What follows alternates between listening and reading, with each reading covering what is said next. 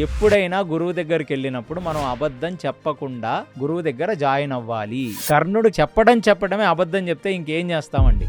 ఇంకా విపరీతమైన చిత్తశుద్ధి పెట్టి ఇంకా సమస్త అస్త్రాలను సమస్త శస్త్రాలను ఇంకా ఆర్చరీలో ఇంకా నైపుణ్యాన్ని ఇప్పుడు ఎందుకు నేర్చుకుంటున్నాడు ఆయన ఇదంతా అంటే ఎప్పటికైనా అర్జునుడిని ఓడించాలి అనే ఒక చిత్తశుద్ధితో మనసులో అర్జునుడి పట్ల మాశ్చర్యంతో నేర్చుకుంటున్నాడు.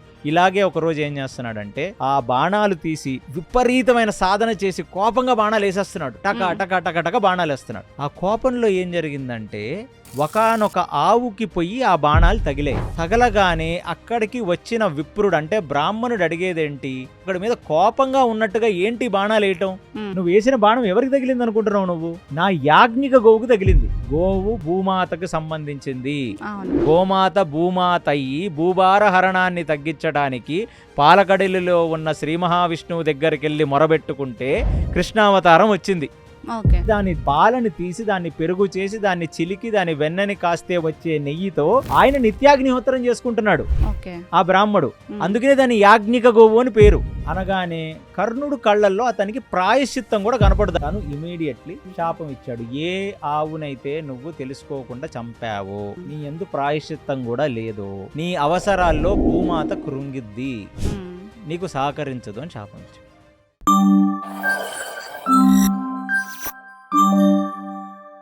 Hi, welcome to KC talks Telugu. నేను మీ సుకన్య. గత కొన్ని రోజులుగా మనం కేసీ టాక్స్లో మహాభారతం సిరీస్ అనేది రెగ్యులర్గా ఫాలో అవుతున్నాం. అది చూస్తున్నప్పుడు నాకు కలిగిన సందేహాలు తెలుసుకోవడం కోసమని ఈరోజు ఈ పాడ్కాస్ట్కి వచ్చాను. నాకున్న సందేహాలు ఏంటి అంటే కర్ణుడి శాపాలు. కర్ణుడిని మనం సినిమాల్లో కానీ వేరే రకాలుగా చూసినప్పుడు కొంతమంది మంచి వాళ్ళని అంటారు, కొంతమంది చెడుగా చూపిస్తారు. అసలు కర్ణుడు శాపాలు ఎందుకు వచ్చాయి, దాని యొక్క ఆంతర్యం ఏంటి అనేది ఈరోజు మనం తెలుసుకుందాం. హరే కృష్ణ. హరే కృష్ణ. కేసీ గారు, నేను మీ మహాభారతం వీడియోస్ అన్ని రెగ్యులర్గా ఫాలో అవుతున్నాను.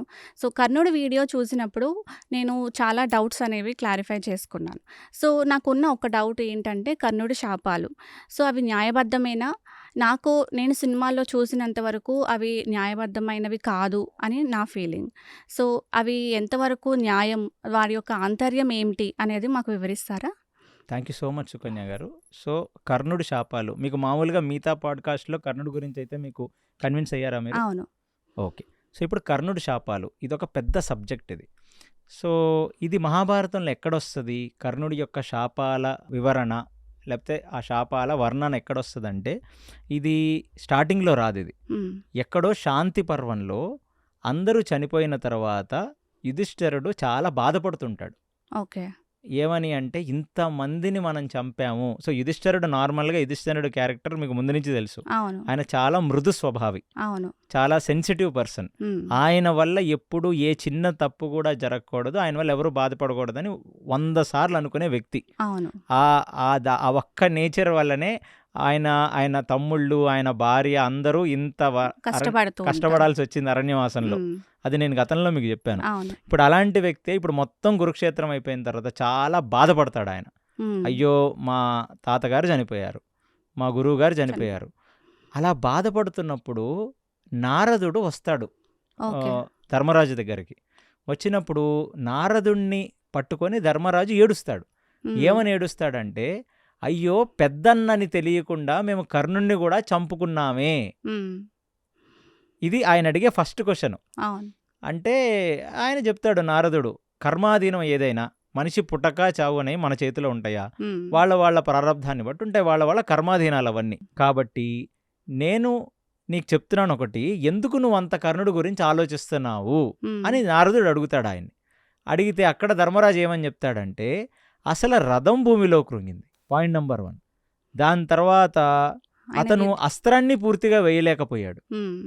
ప్లస్ ఆ రథం భూమిలో కృంగిన వాడు కిందకు దిగి యుద్ధం చేస్తుంటే అక్కడ అర్జునుడు ఆయన మీద బాణం వేసి ఆయన్ని చంపేశాడు. అది చూస్తేనే నాకు కొంచెం బాధేసింది. ఎప్పుడు అన్నని తెలియనప్పుడే బాధేసింది ఆయనకి. ఇప్పుడు పిండ ప్రదానాలు చేస్తున్నప్పుడు కుంతి చెప్పేసింది, నాయన కర్ణుడిని అన్ననే నాయన, నువ్వు కూడా పిండ ప్రదానం చెయ్యాలి కర్ణుడు కని. షాక్ అయ్యాడు. ఇంకా అది ఇంకా పెద్ద ట్రామా అయింది. అంటే నా అన్ననే అర్జునుడు దగ్గరుండి చంపాడు. నేను అంటే దుర్యోధనుడికి ముందు నుంచి ఒక భయం ఏంటంటే కర్ణుడు చంపేస్తాడేమో ఎక్కడైనా అర్జునుడిని అని ఒక భయపడుతూ ఉన్నాడు. అరణ్యపరంలో నేను మీకు చెప్పాను కదా, అందుకే ఇంద్రుడు లాంటి వాళ్ళు, నారదుడు లాంటి వాళ్ళు వచ్చి అష్యూరెన్స్ ఇచ్చారు ధర్మరాజుకి. ఏమని? నాయన, అర్జునుడు ఇప్పుడు చాలా ప్రతిభావంతుడైపోయాడు, కర్ణుడు కేవలం అర్జునుడిలో 16వ వంతు మాత్రమే అనేది నొక్కి ఒక్కాడించి చెప్పాడు నారదుడు. కాబట్టి నువ్వు ఆ భయమే పెట్టుకోవద్దన్నాడు. కానీ ధర్మరాజు మనస్తత్వం ఏంటంటే, ధర్మరాజు ఒక తండ్రి పాత్ర పోషించాడండి. వాళ్ళ పెద్దన్న వాళ్ళకి తండ్రి లేడు. సో పెద్దన్నలాగా అతను అనుకోవాలా, ఎప్పుడైనా తన తమ్ముళ్ళని తను ఒక తండ్రిలాగానే చూసుకున్నాడు. వాళ్ళ మదర్ సింగిల్ మదర్ కదండి. సో ఆయన నైజం ఏంటంటే ఎప్పుడు తన తల్లి తన పిల్లలకి ఏమీ కాకూడదు అని భయపడుతుంది కదా. దీన్ని మీరు ఎలా చూడాలి? ఇప్పుడు ఎవరో మీ అబ్బాయి చాలా పరాక్రమవంతుడండి, ఓకే, అతను ఎన్నో యుద్ధాలు చేశాడు, పాకిస్తాన్ మీదనో చైనా మీదనో ఎన్నో యుద్ధాల్లో పాల్గొన్నాడు, అతను చాలా పరాక్రమవంతుడు. కానీ అతను మళ్ళీ యుద్ధానికి వెళ్తుంటే తల్లికి కొంచెం భయం బాధ ఉంటుందా? అది తన వాత్సల్యంగా వస్తుంది. అతన్ని చూసి జనాలు భయపడుతున్నారు, కానీ తల్లికి మాత్రం అయ్యో నా కొడుకు ఏమైపోద్దో అన్న భయం ఉంటది కదా. అది మీరు ఆ దృష్టికోణంలో చూడాలి. ధర్మరాజుకున్న భయం ఏంటంటే, అమ్మో నా తమ్ముళ్ళు అంటే అతనికి విపరీతమైన అనుబంధం తమ్ముళ్ళు అంటే. చిన్నప్పటి నుంచి తండ్రి లేకుండా పెరిగితే ఈయనే ఒక ఆలనా పాలన ఈయనే చూసుకున్నాడు కాబట్టి ఇంటికి పెద్దగా, అందుకు ఆయనలో ఆ వాత్సల్య భావన అలా ఉండిపోయింది. అంతేగాని ఆయన భయానికి ఒక అర్థం లేదు. ఎన్నోసార్లు నిరూపణ జరిగింది, అయినా సరే భయానికి అర్థం లేదు. ఇప్పుడు మళ్ళీ ఏంటి, కర్ణుడు పాపం ఇలా చంపేశామే మనం అని అదొక ట్రామాకి వెళ్ళింది. అతను తెలియనప్పుడు పర్లేదు అనుకున్నాడు. దుర్యోధనుడు పక్కనున్నాడు, దుర్యోధనుడు పక్క నుండి చేయాల్సిన పనులన్నీ చేశాడు, అందుకే చచ్చాడని అనుకున్నవాడు ఎప్పుడైతే అతను అన్నం తెలిసిందో, అదే మనమేంటి మన అన్నని ఇలా పొట్టను పెట్టుకున్నామేంటి అని ఒక బాధగా ఫీల్ అయ్యాడు ఆయన. బాధగా ఫీల్ అయినప్పుడు నారదుడు ఆ ట్రామాని అడ్రస్ చేస్తున్నారు, ఆయన బాధని. ఏమని అడ్రస్ చేస్తున్నారు? నీకేం తెలుసు అసలు కర్ణుడు గురించి అన్నాడు. అంటే అతను అస్త్రం వేయలేకపోయాడండి, అతను రథం కిందకి దిగిపోయింది. ఆ లాస్ట్లో ఒక వీరుడు బ్యాటిల్ చేస్తూ కింద పడిపోయిన వ్యక్తిని కదా అర్జునుడు బాణాలు వేసేసాడు. అసలు అలాంటి ఒక సిచ్యువేషన్ అసలు ఎందుకు వచ్చిందో నువ్వు అర్థం చేసుకున్నావా అని నారదుడు అడుగుతాడు. అంటే దాని వెనకాల ఏమైనా ఆంతర్యం ఉందా అని అడుగుతాడు. అంటే మహాభారతంలో ఈ శాంతి పర్వంలో ఉన్న ఈ ఇన్సిడెంట్స్లోనే ఫస్ట్ మనకి కళ్ళు తెరిపిస్తారు వేదవ్యాసుల వారు, అసలు అతను ఎందుకు అలాంటి చనిపోయాడని. అంటే ఫస్ట్ చెప్పారు ఆయనకి. అర్థమైందా మీకు? రైట్. ఇప్పుడు ఈ ఇన్సిడెంట్ అర్థమైంది కదా, ఎక్కడొస్తుంది? శాంతి పర్వంలో ధర్మరాజు నారద సంవాదంలో వస్తుంది ఈ పాయింట్. అక్కడ కర్ణుడి శాపాలు ఇప్పుడు నారదుడు బయట పెడతాడు. ఏమని అంటే, బ్రహ్మాస్త్రం నేర్చుకోవాలి నేను అని ద్రోణాచార్యుడి దగ్గరికి కర్ణుడు వెళ్తే శస్త్ర విద్య నేర్పించాడు. కొన్ని చిన్న చిన్న అస్త్రాలు ఏది కావాలో, ఏది ద్రోణాచార్యుడి లెక్క ప్రకారం ఏది కర్ణుడు హ్యాండిల్ చేయగలడో, ఏది అవసరమో అవి వరకు నేర్పించేశాడు కర్ణుడికి.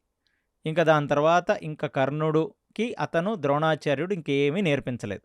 ససేమిరా, నేను బ్రహ్మాస్త్రాన్ని నీకు నేర్పించను అన్నాడు. కొన్ని మహాభారతాల్లో ఏమని ఉంటుందంటే, అసలు బ్రహ్మాస్త్రం నీకు ఎందుకు కావాలి అని అడుగుతాడు. అడిగినప్పుడు నేను అర్జునుడిని చంపడానికి నాకు బ్రహ్మాస్త్రం కావాలని అడుగుతాడు. కాబట్టి అసలు అలాంటి రాగద్వేషాలతో ఉన్నవాడికి మనం ఇలాంటి అస్త్రాలను ఇవ్వకూడదు అని ద్రోణాచార్యుడు ఇవ్వడు అన్నట్టుగా కొన్ని మహాభారతాల్లో ఉంటుంది. కానీ ఇక్కడ ఓవరాల్గా అతనికి బ్రహ్మాస్త్రం కావాలి. బ్రహ్మాస్త్రం అనేది ఒక రాగద్వేషాలు అంటే ఏంటంటేనండి, మీకు ఎవరి మీదన్నా కోపమో, మీకు ఎవరి మీదన్నా కసో, ఎవరి మీదన్నా ప్రేమ ఉన్నప్పుడు మీరు అది రేషనల్గా చూడలేరు. అంటే ఒక తాత్వికంగా, ఒక తార్కికంగా వాళ్ళని చూడలేరు. ఎందుకంటే మీకు వాళ్ళ మీద ఆల్రెడీ కుళ్ళో, కోపమో, అసూయో ఉంది. అది కర్ణుడికి చాలా విపరీతంగా ఉంది. సో బ్రహ్మాస్త్రాన్ని తీసుకొని ఎక్కడ పడితే అక్కడ వాడేశాడు అనుకోండి, సృష్టి నాశనం జరుగుద్ది, లోకక్షయం జరుగుద్ది. ఇప్పుడు మళ్ళీ చాలా మందికి ఇక్కడ డౌట్ వస్తుంది, మరి అలా కర్ణుడికి బ్రహ్మాస్త్రం ఇవ్వనన్నవాడు అశ్వత్థామకి ఎందుకు ఇచ్చాడు అని. అశ్వత్థామకి న్యాచురల్లీ కర్ణుడిలాగా అర్జునుడి మీద కోపమో, మాశ్చర్యమో అతను ఎక్స్ప్రెస్ చేయలా. ప్లస్ అశ్వత్థామ కూడా ఎప్పుడు బ్రహ్మాస్త్రాన్ని వాడదామని అనుకోలేదు యుద్ధం మొత్తం మీద. ఎప్పుడైతే తన తండ్రిని అబద్ధం చెప్తే తండ్రి చనిపోయాడని ఒక కోపం వచ్చిందో అశ్వత్థామకి, అప్పుడు బ్రహ్మాస్త్రాన్ని వాడాడు. అంటే అశ్వత్థామకి కొంచెం నిగ్రహత ఉంది, అతను ఎంతో కొంత మంచివాడు, అతనికి ఒకళ్ళ మీద కోపమో ఒకళ్ళ మీద ద్వేషమో లేదు.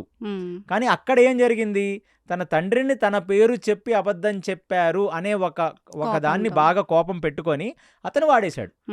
అలాంటి అవకాశాలు ఇవ్వకూడదు కదా. కాబట్టి కర్ణుడికి బ్రహ్మాస్త్రం వేస్తే రేపు పొద్దున ఏదో ఒక ఫైటింగ్ జరిగినప్పుడు ఖచ్చితంగా బ్రహ్మాస్త్రాన్ని అర్జునుడి మీదకి వేసేస్తాడు. అలా బ్రహ్మాస్త్రాల్ని వెయ్యకూడదు.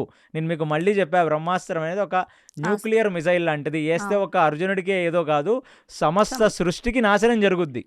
అందుకనే గురువులు ఆచితూచి ఇవ్వాలి. అలాంటిది అది అయిపోయింది. మరి ఇప్పుడు ఎట్లా అర్జునుడిని గెలిసేది ఎట్లా? కర్ణుడికి అర్జునుడి మీద విశేషమైన కోపం ఉంది, విశేషమైన జెలసీ. ఆశ్చర్యం అంటే జెలసీ విశేషంగా ఉంది. మరి ఏం చెయ్యాలి? ద్రోణాచార్యుడి గురువైన పరశురాముడి దగ్గరికి వెళ్ళాడు. వెళ్ళి పరశురాముడిని నాకు విద్య కావాలి, అందుకే నేను మీ దగ్గరకు వచ్చాను అని అడిగాడు. అడిగితే ఇప్పుడు మీరు ఒక స్కూల్కి వెళ్తారండి. స్కూల్కి వెళ్ళినప్పుడు ఒక అడ్మిషన్ ఫామ్ ఉంటుందా మీకు? హూ అనేది రాస్తారా మీరు? ఏమని రాస్తారు మీరు? పేరు రాస్తారు. తర్వాత ఏముంటది? జెండర్ ఉంటది, సన్ ఆఫ్ లేదా డాటర్ ఆఫ్ ఉంటదా ఉండదా? ఇవాళకి ప్రతి ఫామ్ లో ఉందిగా, గార్డియన్ ఆర్ డాటర్ సన్ అంటదా? అంటే మీ పరిచయం మీరు రాయాలి కదా. కరెక్టే కదా. అంటే అదేం పెద్ద భూతేం కాదు కదా. నువ్వు ఎవరు నీ తల్లి, ఎవరు నీ తండ్రి, నువ్వెవరు అని అడగటం అనేది ఒక పెద్ద భూత కాదు ఇవాళ. మరి అలాంటప్పుడు మరి వాళ్ళు ఎవడు అడగకూడదు కదా మరి. సో దాని మీద gender, son of, father of, nationality, gender, దాని తర్వాత రిలీజియన్, దాని తర్వాత రిజర్వేషన్ అయితే ఓసీఏనా, ఓసీబీనా, ఓసీడీ, ఓ పెద్ద ఫార్మ్ ఉంటది కదా. మీ అడ్రస్, పిన్ కోడ్ సార్ రాస్తారు కదా. ఇలాగా పరశురాముడు అతను అడిగింది, నీ పరిచయం ఏమిటి అంటే, పూర్వకాలంలో పరిచయాలు ఎలా చేసేవాళ్ళు అంటే ప్రవరం చెప్పేవాళ్ళు. చెవులు పట్టుకొని నేను పలానా నేను పలానా వాడి కొడుకుని అని ప్రవరం చెప్తే, ఓహో అంటే అక్కడ ఒకడొచ్చి శర్మణ అహంభో అభివాదయాత్ అన్నాడు అనుకోండి, అతను ఒక బ్రాహ్మడని. వర్మణ అహంభో అభివాద అన్నాడు అనుకోండి, అతను ఒక క్షత్రియుడని. గుప్త అహంభో అభివాదయాత్ అన్నాడు అనుకోండి, అతను ఒక వైశ్యుడని. దాస అహంభో అభివాదయాత్ అన్నాడు అనుకోండి, అతను ఒక శూద్రుడని. ఈ వర్ణాలని బట్టి వాళ్ళు అర్థం చేసుకునేవాళ్ళు. కానీ మళ్ళీ ఇక్కడ వర్ణాలు అనేవి పుటకతో వర్ణాలు రావు. జన్మనా జాయతే జంతుః సంస్కారణాద్భవతి ద్విజః. జన్మనా జాయతే జంతు అంటే జన్మతో ప్రతివాడు, ఇప్పుడు పశువు పుట్టగానే పశువు ఎలాగా ఏడుస్తుందో, ఎలాగైతే ఒక పిల్లవాడు పుట్టగానే ఏం చేస్తాడు? ఏడుస్తాడు. సో మనందరం పుట్టకతో పశువులు లాంటి వాళ్ళమే. సంస్కారణాద్భవతి ద్విజః. ఎప్పుడైతే మనం సంస్కారం నేర్చుకుంటామో అప్పుడు మనం ద్విజులం అవుతాం. ద్విజులం అంటే ఏమిటి అంటే, రెండవసారి పుట్టినవాడు. ఫస్ట్ టైం పుట్టినవాడు తల్లిదండ్రులకు పుట్టినవాడు. రెండవసారి పుట్టినవాడు గాయత్రికి తన గురువుకి పుట్టినట్టుగా మనం భావించి వాడికి ఉపనయన సంస్కారం చేస్తాం. అది కాలక్రమేపీ ప్రతివాడు అంటే 4 వర్ణాలలో ఉన్నవాళ్ళు సంధ్యావందనాలు చెయ్యాలి, సూర్యుడికి అర్ఘ్యం ఇవ్వాలి.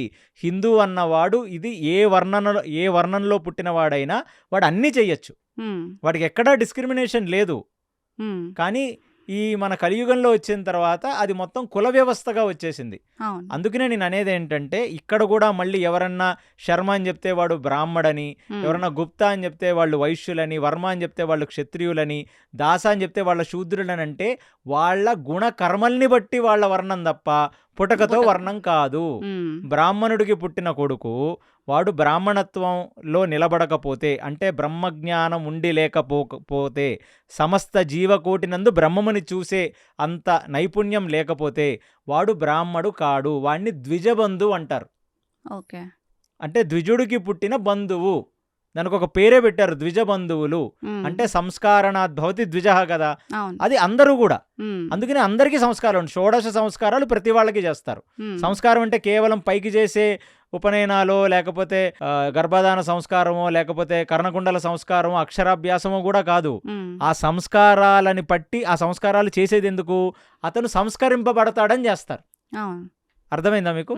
సో అలాగా అతన్ని అడిగింది, నీ పరిచయం ఏమిటి? పరశురాముడు అడిగింది. అతనికి ఒక ముందే ద్రోణాచార్యుడు అతనికి నేర్పించలేదు. ఈ కులమని చెప్తే నాకు నేర్పించరేమో అని అతనికి ఒక భయం. కర్ణుడికి ఇన్సెక్యూరిటీ ఉంది. నీకు నేర్చుకోవాలని ఉంది.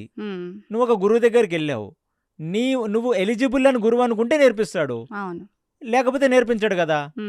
అంతే కదా. అంటే ఆ రైట్ గురువుకు ఉంది కదా. విద్యను ఇచ్చేవాడు.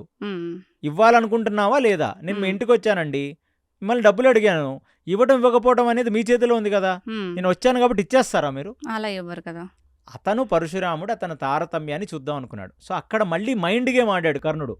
ఏమని? పరశురాముడు బ్రాహ్మణ ప్రియుడు, క్షత్రియ ద్వేషి, అందుకనే భూమండలం చుట్టూ తిరిగి క్షత్రియులందరినీ సంహరించాడు. కాబట్టి మనం ఇంకొక వర్ణం వాడిమని చెప్తే ఇవ్వమేమో, పరశురాముడికి క్యాస్ట్ ఫీలింగ్ ఎక్కువేమో, కాబట్టి మనం బ్రాహ్మడనే చెప్పేద్దామని చెప్పి ఆయన ప్రవరం చెప్పేటప్పుడు నేను భృగు గోత్రానికి సంబంధించిన బ్రాహ్మణ్ అని చెప్పేశాడు. ఓకే. ఓకే, నీ గోత్రం భృగువా, నువ్వు బ్రాహ్మణుడువా, సరేనాయనా అని చెప్పి పరశురాముడు అతనికి సమస్త విద్యల్ని నేర్పించాడు. ఇక్కడ నాకు ఒక డౌట్ ఉంది. ఏంటంటే ఏకలవ్యుడు గురించి చెప్పినప్పుడు ద్రోణాచార్యుడికి ముందు తెలుసు ఆయన ఎలాగా వాడతాడు అస్త్రాలు నేర్పిస్తే అనేసి ఏకలవ్యుడికి నేర్పించనని చెప్పారు అని అన్నారు కదా. పరశురాముడు మరి విష్ణుమూర్తి అవతారం కదా. సో కర్ణుడు బ్రాహ్మణులు అని చెప్పినప్పుడు ఆయనకి తెలీదా? కరెక్ట్ పాయింట్ కదా. ఇది మీరందరూ అర్థం చేసుకోవాల్సింది ఏంటంటే, గురువుని మోసం చెయ్యాలనుకున్న వాడికి గురువుకి అబద్ధం చెప్పి చేరితే వాడి పరిస్థితి ఏమవుతుందో మనందరికీ నేర్పించడానికి జరుగుతున్న ఒక వృత్తాంతం ఇది. మీరే చెప్పారు కదా, పరశురాముడు సాక్షాత్తు విష్ణుమూర్తి యొక్క అవతారం. అవునా? ఎప్పటి నుంచి ఉన్న వ్యక్తి ఆయన? త్రేతాయుగం నుంచి ఉన్న వ్యక్తి ఇప్పుడు ద్వాపర యుగంలో ఉన్నాడు, కలియుగంలో కూడా ఉంటాడు. పరశురాముడు చిరంజీవి. కాబట్టి మరి అలాంటి వ్యక్తి త్రికాల జ్ఞాని, మరి సాక్షాత్తు విష్ణుమూర్తి యొక్క శక్తి ఆవేశ అవతారం ఉంది ఆయనలో, రుద్రశక్తి కూడా ఉంది, శివుడి యొక్క శక్తి కూడా ఉంది, శివుడి యొక్క ఆవేశము విష్ణువు యొక్క అంశ రెండు ఉన్నాయి పరశురాముడిలో. అలాంటి వ్యక్తిని మోసం చేయొచ్చా మనం? చేయకూడదు. చేస్తే తెలిసిపోతాం కదా. మరి మీకు అర్థమైంది, మరి కర్ణుడికి ఎందుకు అర్థం కాలేదు? అంటే గురువు కూడా కొన్ని భరిస్తాడు, మీకు అది అర్థం కావాలి. అంటే ఎప్పుడైనా గురువు దగ్గరికి వెళ్ళినప్పుడు మనం అబద్ధం చెప్పకుండా గురువు దగ్గర జాయిన్ అవ్వాలి. ఎందుకంటే గురు బ్రహ్మ, గురు విష్ణు, గురుదేవో మహేశ్వర, గురు సాక్షాత్ పరబ్రహ్మ తస్మై శ్రీ గురువే నమః. ఆ శరణాగతి భావంతో గురువు దగ్గర ఉండాలి. కాబట్టి ఇక్కడ ఆ గురువుకి అతను చెప్పడమే అబద్ధం చెప్తే ఇంకేం చేస్తామండి? కాబట్టి ఇన్సిడెంట్ జరగాలి. ఇమీడియట్లీ పట్టేసుకొని అవును నువ్వు అబద్ధం చెప్పావు, నువ్వు రిజెక్టెడ్ అంటే ఇప్పుడు జనరేషన్ ఏం నేర్చుకుంటుంది మహాభారతం నుంచి? ఆ సిచ్యువేషన్ జరగాలి. కాబట్టి గురువు చెప్పాడు, చాలా బాగా నేర్చుకున్నాడని చెప్తుంది మహాభారతం. ఇంకా విపరీతమైన చిత్తశుద్ధి పెట్టి ఇంకా సమస్త అస్త్రాలను, సమస్త శస్త్రాలను, ఇంకా ఆర్చరీలో ఇంకా నైపుణ్యాన్ని, ఎక్సలెన్స్ని, విలువిద్యలో ఇంకా కొన్ని అస్త్రాలను తీసుకొని నేర్చుకుంటున్నాడు. అలా నేర్చుకుంటూ అంత బాగానే జరుగుతుంది అనుకున్న కాలంలో ఎప్పుడైతే ఆయనకి ఇప్పుడు ఎందుకు నేర్చుకుంటున్నాడు ఆయన ఇదంతా అంటే, ఎప్పటికైనా అర్జునుణ్ణి ఓడించాలి అనే ఒక చిత్తశుద్ధితో మనసులో అర్జునుడి పట్ల మాత్సర్యంతో నేర్చుకుంటున్నప్పుడు ఇప్పుడు మీరు సినిమాలు చూస్తారు, ఎవడి మీద ఒక కోపం ఉంది, వాడిని కొట్టేశాడు, వీడు బాక్సింగ్ క్లాస్ జాయిన్ అవుతాడు. జాయిన్ అయినప్పుడు బాక్సింగ్ బ్యాగ్ని ఏమనుకుని కొడుతుంటాడు? వాడనుకుని కొడతాడు కదా, కసి చూపిస్తుంటాడు కదా, బాక్సింగ్ టాక్ టాక్ కొట్టేస్తుంటాడు కదా. ఇలాగే ఒకరోజు ఏం చేస్తున్నాడంటే, ఆ బాణాలు తీసి విపరీతమైన సాధన చేసి కోపంగా బాణాలు వేసేస్తున్నాడు, టక బాణాలు వేస్తున్నాడు. అంటే అతని యందు అంత కోపం ఉంది అర్జునుడి పట్ల, అంత మాశ్చర్యం ఉంది అర్జునుడి పట్ల. అంటే వాడికంటే ఎట్టి పరిస్థితుల్లో నేను గొప్పవాడిని అవ్వాలి, వాడిని చంపాలి. ఆ కోపంలో ఏం జరిగిందంటే, ఒకానొక ఆవుకి పోయి ఆ బాణాలు తగిలాయి. అది మీరు సినిమాల్లో చూపించినట్టు అదొక సింహం మీదకి బాణాలు వేసేస్తే సింహం మాయమైపోయి ఆవుకు తగిలింది. ఇది మాత్రం మహాభారతం ఏ వర్షన్లో లేదది. ఆయన కన్ను మిన్ను ఎరగకుండా విపరీతమైన కోపంతో సాధన చేస్తున్నాడు బాణాల్ని. అలా సాధన చేస్తున్నప్పుడు కొన్ని పశువులు వస్తాయి, తారతమ్యం తెలుసుకోవాలి. గోవు భూమాతకు సంబంధించింది. గోమాత భూమాత అయ్యి భూభార హరణాన్ని తగ్గించడానికి పాలకడలిలో ఉన్న శ్రీ మహావిష్ణువు దగ్గరికి వెళ్ళి మొరబెట్టుకుంటే కృష్ణావతారం వచ్చింది. అర్థమైందా మీకు ఈ సింబాలిక్? గోమాత భూమాతై బ్రహ్మదేవుడితో కలిసి పాలకడలిలో ఉన్న విష్ణుమూర్తి దగ్గరికి వెళ్ళి ప్రార్థిస్తే కృష్ణుడు వచ్చాడు. ఆ వచ్చిన కృష్ణుడు ఏం చేశాడు? ఫస్ట్ ఒక గొల్లవాడై ఆవులని మేస్తూ సమస్త భూమండలాన్ని సుభిక్షంగా చేయటానికి, అంటే ఆవులని కృష్ణుడు నడపటం వెనకాల ఒక పెద్ద తాత్విక దృష్టే ఉంది. గోవు సంచరిస్తే భూమి మీద కౌ గ్రేజింగ్ అంటాం. ఆ గోవు గ్రేస్ చేస్తూ తిరిగితేనే భూమి సుభిక్షంగా ఉంటుంది. దీని మీద నేను ఒక పెద్ద పాడ్కాస్టే చేస్తాను తర్వాత. సో అలాగా గోమాత భూమాత అనేది రెండు ఒక సింబాలిక్ ఎక్స్ప్రెషన్. అర్థమైందా? గోమాతే ఈ భూమాత, అందుకే భూమాత గోమాత అవతారాన్ని తెలుతుంది విష్ణుమూర్తి దగ్గర ప్రార్థించడానికి. అవునా? బ్రహ్మదేవుడు కూడా విష్ణుమూర్తి దగ్గరికి రావటానికి ఆ లీల చేస్తాడు కదా, గోపబాలులందరినీ దొంగతనం చేస్తాడా, బ్రహ్మవైవర్త లీల. అప్పుడు కృష్ణుడు ముందుకు రావటానికి ఆవునే ముందు పెడతాడు. ఇంద్రుడు గోవర్ధనగిరి పర్వతం మీద అయిన తర్వాత మళ్ళీ కామదేవుని ముందు పెడతాడు. అంటే గోవుని చూడగానే కృష్ణుడు ప్రీతిపాత్రుడు అవుతాడు. అప్పుడు అతనికున్న కోపం పోతే ఆయన వెనకాల మనం దాక్కుందామని. ఇవాళకి మనం శ్రీరంగంలో కానీ కొన్ని దేవాలయాల్లో మొట్టమొదటి దర్శనం గోవుకిస్తారు. విన్నారు కదా మీరు? ఆవు వస్తుంది కదా. అలాంటి ఆవుని కూడా చూడకుండా అతను కన్ను మిన్ను ఎరగకుండా విపరీతమైన సాధన చేస్తూ, ఆ శస్త్ర సాధన చేస్తూ ఆ బాణం ఒక ఆవుకు తగిలేస్తుంది. తగలగానే అక్కడికి వచ్చిన విప్రుడు అంటే బ్రాహ్మణుడు అడిగేదేంటి, అసలు నువ్వు ఏంటి ఈ విపరీతమైన ఏదో ఒకటి మీద కోపంగా ఉన్నట్టుగా ఏంటి బాణాలు వేయటం? చూసుకోవా ముందే ఉంది, పక్కనే ఉంది, ఎవరు వస్తున్నారో చూసుకోవా? నువ్వు వేసిన బాణం ఎవరికి తగిలింది అనుకుంటున్నావు? నువ్వు నా యాజ్ఞిక గోవుకు తగిలింది. అంటే ఏ గోవు అయితే ఇప్పుడు పాలు గోవు ఇవ్వాలంటే అది పిల్ల కనాలి, పిల్లలు పుడితేనే కదా గోవు పాలిస్తుంది. అలాంటిది అది అప్పుడే పిల్లల్ని కంది కాబట్టి దాని పాలని తీసి దాన్ని పెరుగు చేసి దాన్ని చిలికి దాని వెన్నని కాస్తే వచ్చే నెయ్యితో ఆయన నిత్యాగ్నిహోత్రం చేసుకుంటున్నాడు ఆ బ్రాహ్మడు. అందుకనే దాని యాజ్ఞిక గోవు అని పేరు. గోవు సంతతి బ్రాహ్మలకి రాజులు ఎందుకు ఇస్తారు ఆవుల్ని అంటే వాళ్ళు యజ్ఞం చేస్తారు. యజ్ఞం చేస్తే దేవతలు ప్రసన్నమవుతారు, భూమి సుభిక్షంగా ఉంటది. సో అది ఆ బ్రాహ్మడి యొక్క యాజ్ఞిక గోవు. అంటే ఆ గోవు పాలతో వెన్న చిలికి నెయ్యి చేసి ఆయన యజ్ఞం చేసుకుంటున్నాడు. ఆయన ఫస్ట్ మీరు రాగానే ఏదో ఒక కోపంతో నా ఆవుని చంపేశావు అట్లా ఉండదా నారేషన్ మీరు మహాభారతం చదివితే. ఇది నా యాజ్ఞిక గోవు, దీంతో నేను నా అగ్నికార్యం చెయ్యాలి. అండ్ అగ్నికార్యం అనేది బ్రాహ్మణుడికి అన్నిటికంటే ఎక్కువ నియమం. ఆ మాటికి వస్తే 4 వర్ణాల వాళ్ళు అగ్నికార్యం చేయాలి. ఎందుకంటే అగ్నికి అలాంటి విశేషం ఉంది, దాన్ని మనం మళ్ళీ మాట్లాడుకోవాలి, అదొక పెద్ద సబ్జెక్ట్. అనగానే కర్ణుడు కళ్ళల్లో అతనికి ప్రాయశ్చిత్తం కూడా కనపడదు. అయ్యో నేను ఆవుని చంపేశానా. కొన్నిసార్లు మీరు కోపంతో మీ భార్యతో గొడవపడి కారు నడుపుతారండి. అప్పుడు ముందు ఎవడన్నా వస్తే మీరు ఎక్కడో ఆలోచిస్తూ ఉంటారు, పరధ్యానంలో గుద్దేస్తారు కదా. అలా నడపచ్చా? ఫస్ట్ ఆఫ్ ఆల్ కోపం పక్కన పెట్టి 4 సార్లు బ్రీత్ అవుట్ చేసి ప్రశాంతంగా కారు నడపాలి. అతను అలాగ బాణాలు వేస్తున్నాడని చెప్తుంది శాస్త్రం. ఇదే వృత్తాంతం ఎలాగా అంటే పాండవులకు తండ్రైన పాండురాజు కూడా ఇదే చేశాడు. అప్పుడు ఆయనకి శాపం వచ్చింది. ఆయన కూడా ఏం చేశాడంటే ఆయన విపరీతమైన అంటే గుడ్డివాడైన ధృతరాష్ట్రుడిని రాజ్యపాలనలో కూర్చోబెట్టి భూమండలం మొత్తం జయించాడు. రకరకాల అశ్వమేధ యాగాలు చేశాడు. ఒక రాజసూయ యాగం మాత్రమే చేయలేదు. అందుకే నేను చెప్పాను తండ్రి చేయని రాజసూయ యాగం కొడుకు పూర్తి చేశాడని. అలాంటప్పుడు ఎన్నో యుద్ధాలు చేశాడు. యుద్ధాలు చేసి విపరీతమైన క్రోధంతో ఉన్నాడు పాండురాజు. అతను ఏ యుద్ధము లేకపోయేసరికి వాళ్ళ చేతులు దురదలు వస్తూ ఉంటాయి అన్నమాట. అంటే ఏదో ఒకటి చేయాలి కదా. బాణ పరంపర బాణం వేసి చాలా కాలం అయింది. అప్పుడు అదే పనిగా బాణాలు వేస్తున్నాడు. ప్రాక్టీస్ పోకూడదు వాళ్ళకి ఎప్పుడు. వేస్తుంటే అప్పుడు ఒక ఋషి పత్ని వాళ్ళు శారీరకంగా సంభోగించకుండా వాళ్ళిద్దరూ జింకల్లాగా సంభోగిస్తుంటారు. వాళ్ళకి తగులుద్ది. తగలగానే మీరు సినిమాల్లో చూసినట్టు ఇమీడియట్లీ చెప్పించరు. వస్తాడు, రాగానే వాళ్ళ శరీరం ఈ జింకల శరీరం నుంచి ఋషి శరీరం వస్తుంది. ఋషిపత్ని స్పాట్లో చచ్చిపోద్ది.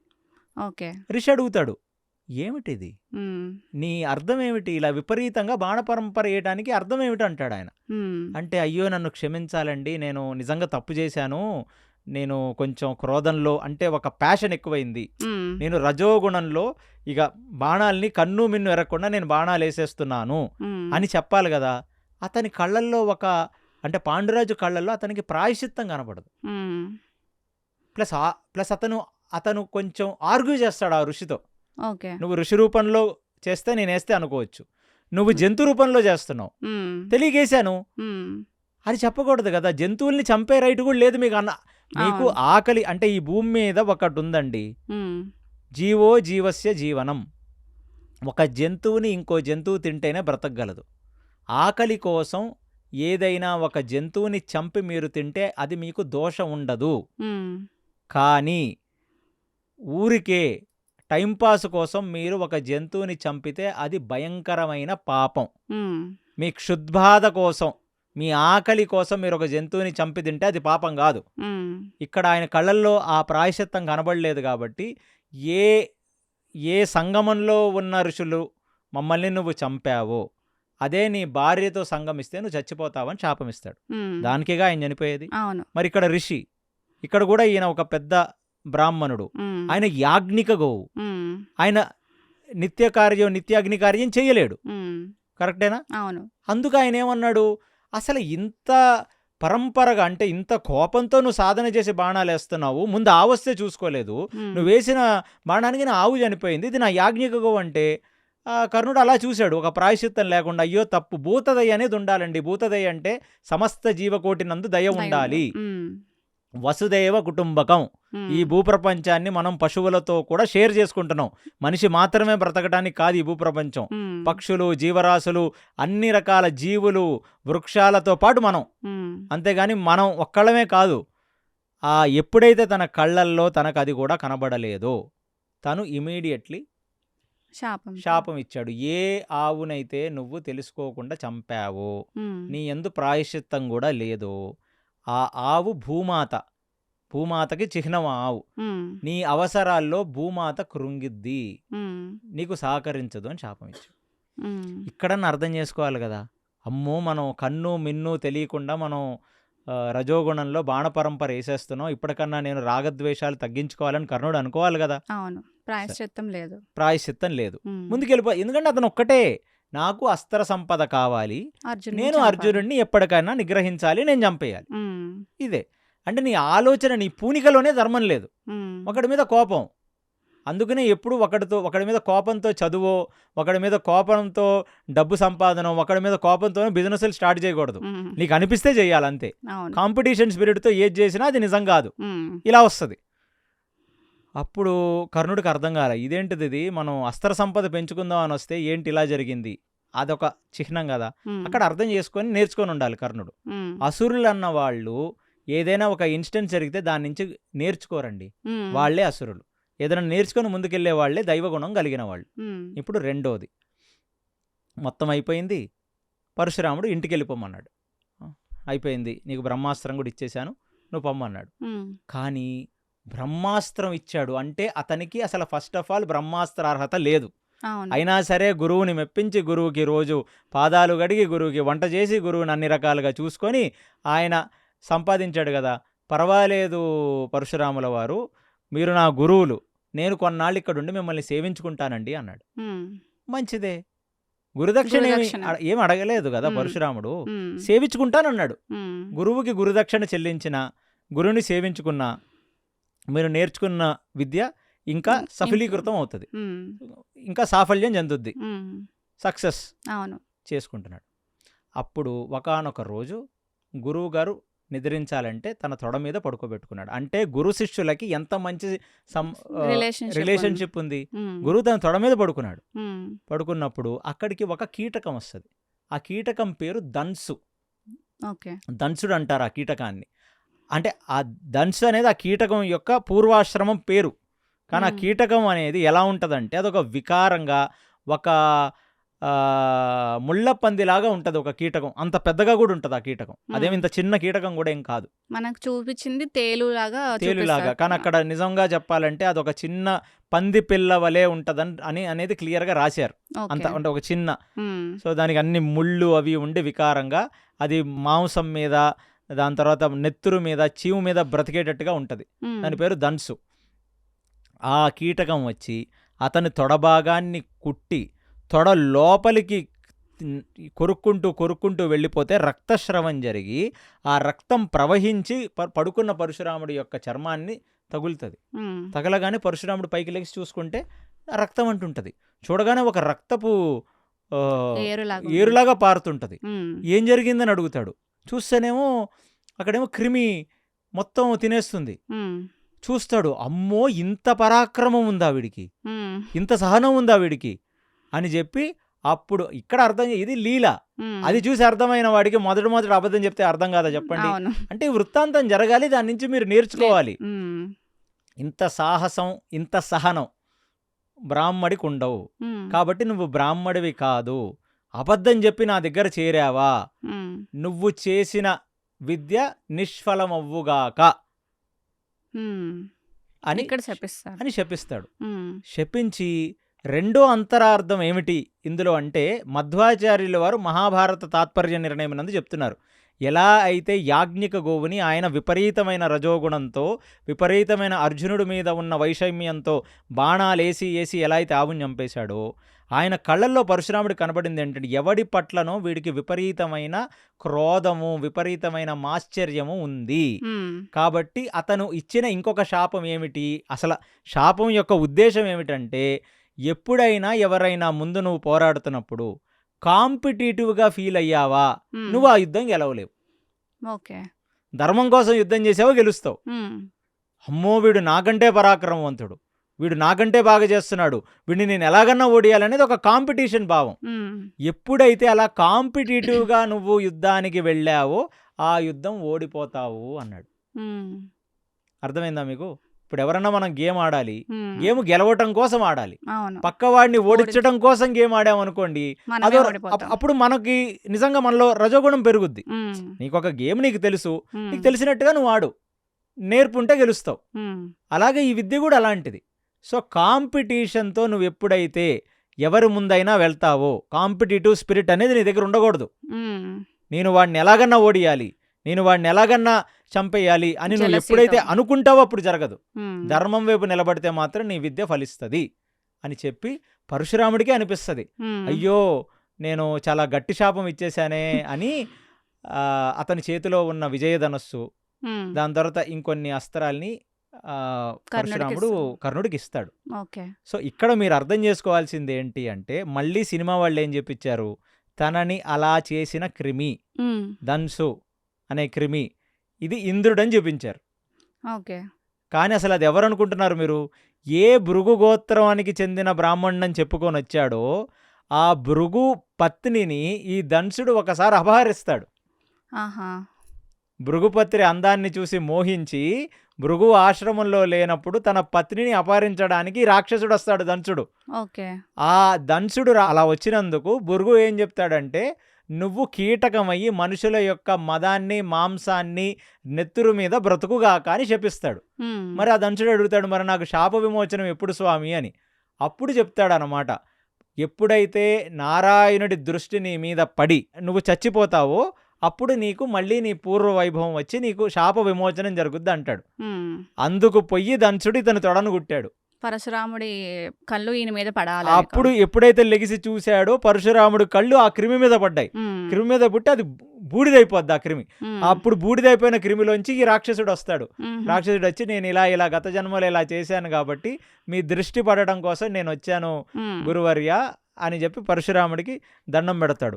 ఏ భృగు గోత్రం అని చెప్పి అతను వచ్చాడు. ఇక్కడ కూడా తార్కికంగా చూడండి, అసలు అతను భృగు గోత్రం కాదు, అతను భృగు పేరు వాడు వచ్చాడు.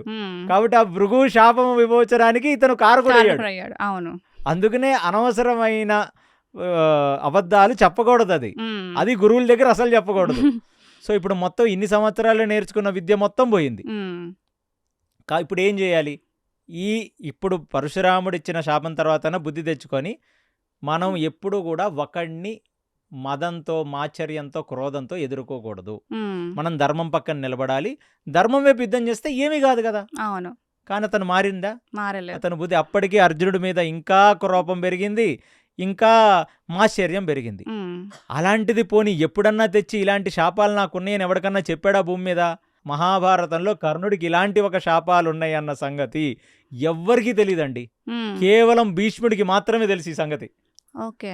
అది భీష్ముడికి ఒకానొక సందర్భంలో పరశురాముడు ద్వారా తెలుస్తుంది. ఎందుకంటే భీష్ముడు పరశురాముడి యొక్క శిష్యుడు కాబట్టి తెలుస్తుందని మనకి మహాభారత తాత్పర్య నిర్ణయం చెప్తుంది. కానీ అతను నోరు తెరిచి ఎంత మిత్రుడు మిత్రుడు మిత్రుడని మీరు అందరు చెప్తారో మిత్రుడికి చెప్పాలి కదా, మిత్రమాను నా మీద బోల్డ్ అని హోప్స్ పెట్టుకొని నన్ను యుద్ధానికి పంపిస్తున్నావు, ఎప్పుడైతే అవసరమో అప్పుడు నాకు ఏ విద్య పనిచేయదు నాయన, నేను నిజంగా చేయలేనని చెప్పాలి కదా. అతను చెప్పాడా? చెప్పలేదు. అసలు ఇదేమీ చెప్పలేదు, ఎవరికీ తెలియదు.